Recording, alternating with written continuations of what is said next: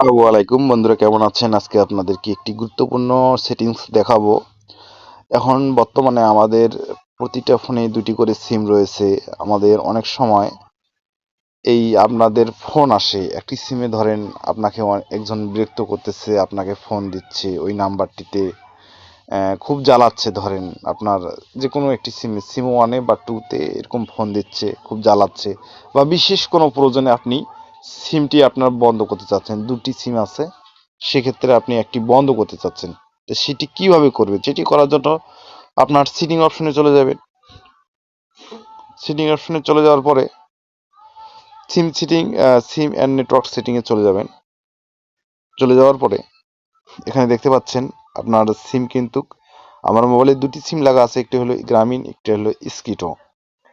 তা আপনি যে সিমটি বন্ধ করবেন সে সিমটির উপরে এখানে ক্লিক করবেন।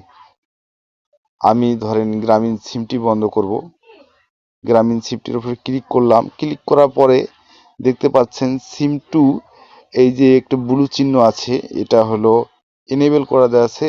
এটি আমরা টাচ করে এটি আমরা আনেবল করে দেব, মানে অর্থাৎ এখন বন্ধ হয়ে গেল বন্ধুরা। আপনারা দেখতে পাচ্ছেন আমার উপরে নেটওয়ার্ক অপশনে দেখেন একটি সিমের নেটওয়ার্ক শো করতেছে, আর একটি সিমের কিন্তু নেটওয়ার্ক চলে গেছে। তা আবার যদি আপনি সেটি আবার পুনরায় সিমটি চালু করতে চান, আবার সেম এরকম সেটিং অপশনে চলে এসে এটি অন করে দিবেন। এই দেখতে পাচ্ছেন এটি অন হয়ে গেছে বন্ধুরা। এটি অন করে দিলে আপনার সিমটি চালু হয়ে যাবে, এটি অফ করলেই আপনার সিমটি বন্ধ হয়ে যাবে।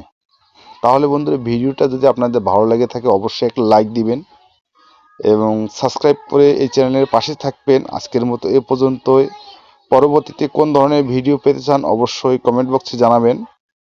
বন্ধুরা, সুস্থ থাকবেন, ভালো থাকবেন, ধন্যবাদ।